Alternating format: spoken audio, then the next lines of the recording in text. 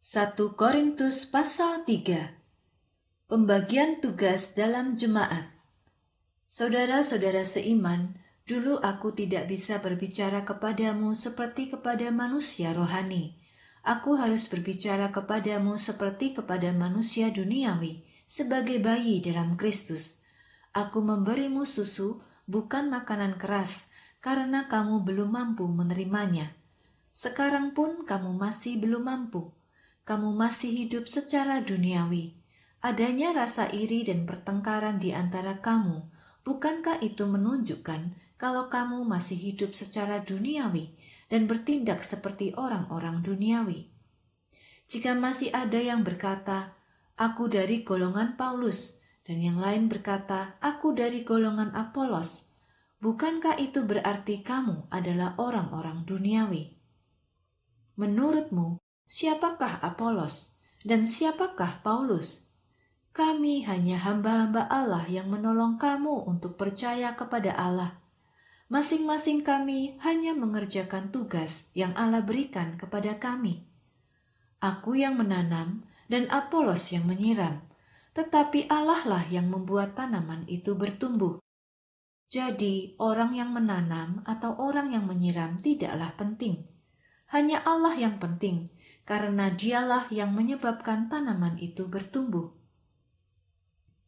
Orang yang menanam ataupun orang yang menyiram mempunyai tujuan yang sama, tetapi masing-masing akan mendapat upahnya sesuai dengan pekerjaannya sendiri. Kami adalah sesama pekerja Allah. Kamu adalah ladang Allah, bangunan Allah. Sesuai dengan anugerah yang Allah berikan kepadaku, aku adalah seperti seorang ahli bangunan yang pintar. Aku yang meletakkan dasar bangunan dan orang lain yang membangun sesuatu di atasnya. Masing-masing orang harus hati-hati dengan cara bagaimana ia membangun. Dasar bangunan sudah ada, yaitu Kristus Yesus, dan tidak ada orang yang dapat meletakkan dasar lain.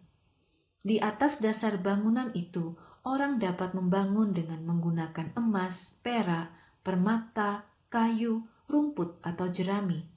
Hasil pekerjaan orang tersebut akan terlihat dengan jelas pada hari Tuhan, karena pada hari Tuhan, api akan menguji kualitas pekerjaan setiap orang. Jika bangunan yang dibangunnya di atas dasar itu masih tetap berdiri, ia akan menerima upahnya. Jika bangunan itu terbakar, ia akan menderita kerugian, tetapi ia sendiri akan selamat seperti orang yang melarikan diri dari api. Tidak tahukah kamu bahwa kamu adalah bait Allah, karena Roh Allah tinggal di dalam kamu? Jika ada orang yang menghancurkan bait Allah, Allah akan menghancurkan orang itu. Bait Allah adalah kudus, dan kamulah bait Allah itu. Jangan menipu diri sendiri. Jika ada yang berpikir bahwa ia memiliki hikmat dunia ini, ia harus menjadi bodoh supaya ia menjadi berhikmat. Karena hikmat dunia ini adalah kebodohan di mata Allah, seperti ada tertulis. Dialah yang menangkap orang berhikmat dalam kecerdikannya. Kitab suci juga menulis, Tuhan mengetahui pikiran-pikiran orang berhikmat. Ia tahu bahwa pikiran-pikiran itu tidak berguna.